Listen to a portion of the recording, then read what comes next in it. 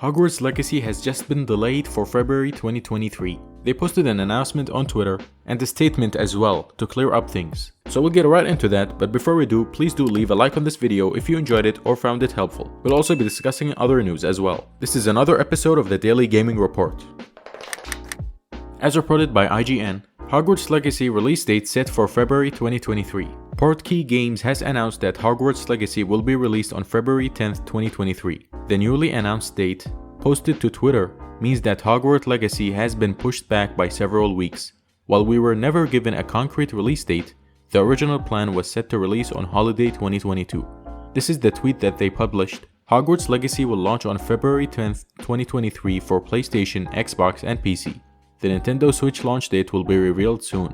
So yeah, definitely a bummer that Hogwarts Legacy isn't coming out this year, but I think we can all agree that they should take their time with this game. Delays always make the game better, unless the games get delayed many times, like Cyberpunk or Duke Nukem. I think a few delays always helps a game out. But that's pretty much it. I just wanted to inform you guys about this in case you didn't know, as it happened very recently, a few hours ago actually.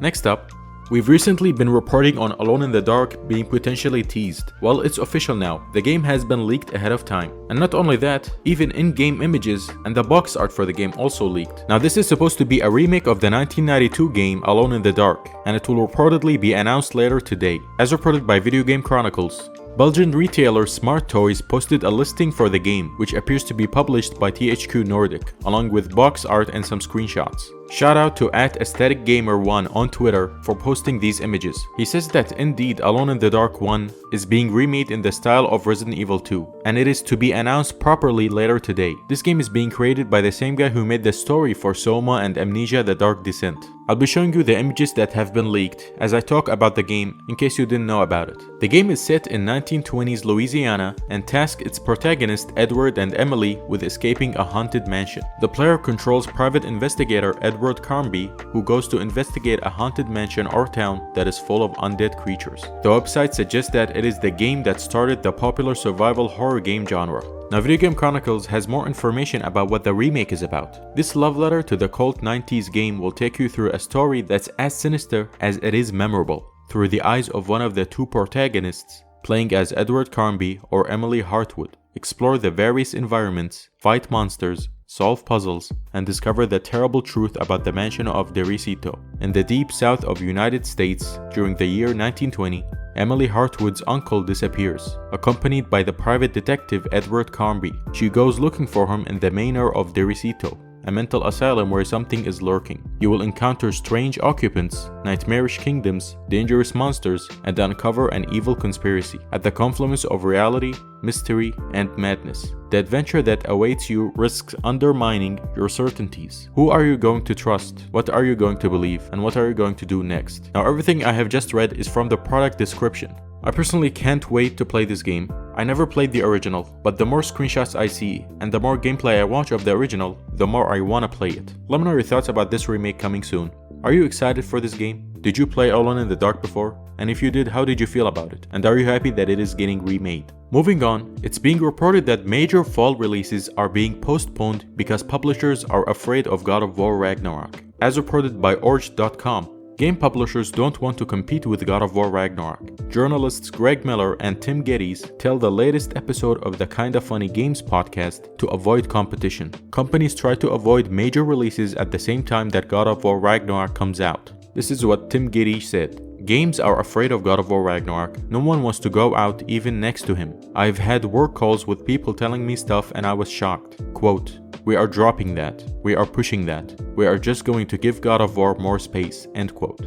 Now he didn't name any specific games or publishers that did this, but it is quite telling. I mean, I'm not surprised that many publishers don't want to release their games next to God of War, because God of War Ragnarok is the type of game that is guaranteed to gather hype and sales. And if you release a game next to it, people will just focus on Ragnarok and forget about the other game. Kinda like what happened with Elden Ring and Horizon Forbidden West. Even though I really loved Horizon Forbidden West, I really think they should have released that game at another time, because me and many others decided to play Elden Ring instead, or rushed Horizon Forbidden West in order to play Elden Ring. That's what happened to me. I bought Horizon Forbidden West and I rushed to the game in order to play Elden Ring. Another example is Horizon Zero Dawn and Legend of Zelda Breath of the Wild. The Horizon series just can't get a break from releases. They should really not release games next to popular games like that. But going back to God of War Ragnarok, it turns out that not every single game is afraid of God of War Ragnarok.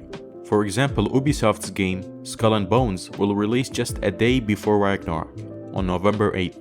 Let me know, are you surprised by this news? Or is it expected that developers are afraid of God of War Ragnarok due to possibly lowering their sales if their games release next to the title? Our last piece of news is that Geoff Keighley says to expect cool surprises and things you wouldn't expect at Gamescom 2022. And he says that we should expect a fair number of new games. As reported by VGC, Geoff Keighley has outlined what to expect from Opening Night Live 2022, including some cool surprises and things that I think people wouldn't expect.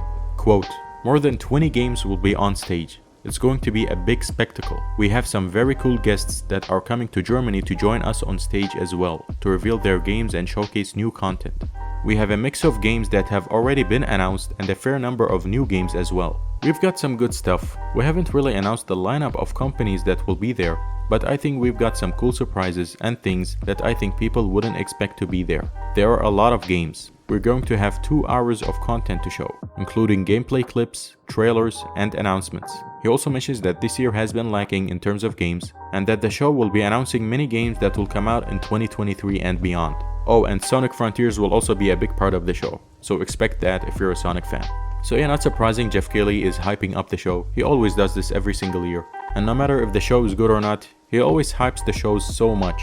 So I can't really fully be hyped about it, but I do trust Geoff Keighley that the show will be great and that will be worth watching. I just want to put my expectations too high. We might see a God of War Ragnarok gameplay showcase, but that will probably happen on a PlayStation event. Maybe we'll get an update on the new Skate game by EA, or other trailers that will get people hyped like that. That is all the news for today's episode. Again, if you enjoyed the video, please do leave a like. It will take you a second and it will help a lot with the content. Also, subscribe to the channel for your daily gaming news, and don't forget to hit the bell notification icon to never miss any future uploads. That's all from me now. I'll catch you next time.